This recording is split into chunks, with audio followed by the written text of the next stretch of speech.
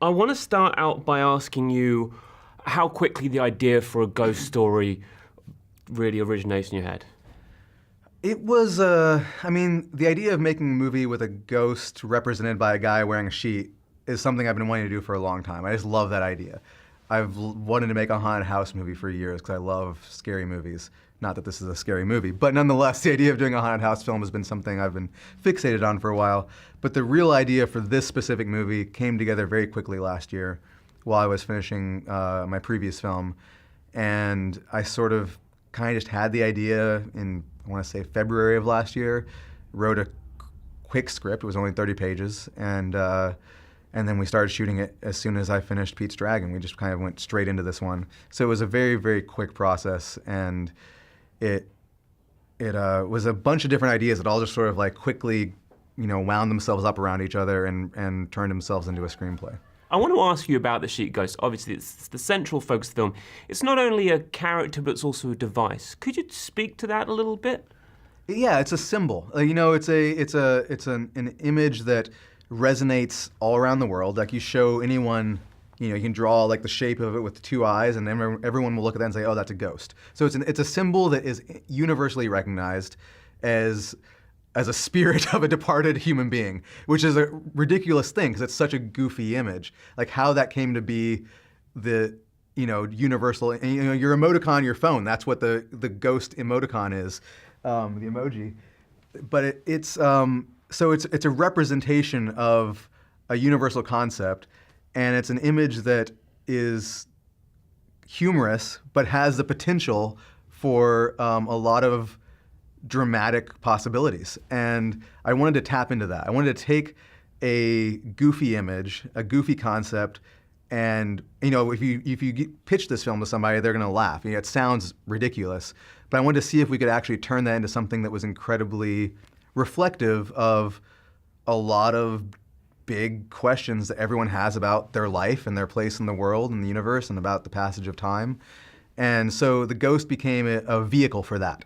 Were you ever worried that people weren't going to get it? Oh, every day I was terrified while we were shooting this that this was a disaster.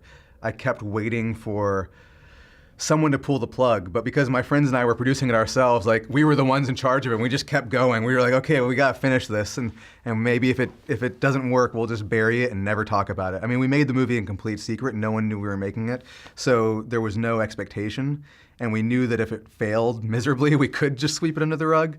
But yeah, I was very scared that this conceit would just fall flat on its face and that it would just be dumb or goofy, or that the ghost would just, never convey what we wanted him to convey. And it was a learning process. We had to reshoot a lot of material because we leaned too heavily into the slapstick of it. If you see the raw footage, there's scenes where the ghost got his sheet caught in a door, and that was the wrong version of the movie. But it took us a while to figure out the right version and to get all of that on camera. But we took our time and made sure, that was the benefit of doing it on our own terms, is that we didn't have a budget that we had to stick to or, a schedule we had to stick to. We were able to just shoot it until we had what we felt was the right movie, and then we stopped. What do you want audiences to experience when they sit down and watch a ghost story?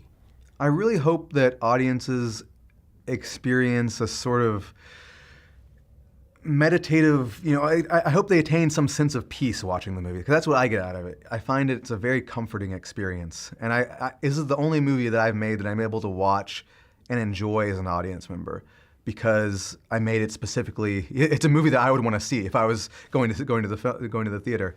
And so I hope that everyone just has an experience that's peaceful and comforting and provocative at the same time, and that it provides some context for something in their life. Because for me, it's time. Like, I get very frustrated or worried or anxious about the passage of time, and for me, this is a way to deal with it. That making this movie and watching this movie is a way to kind of put those fears to bed.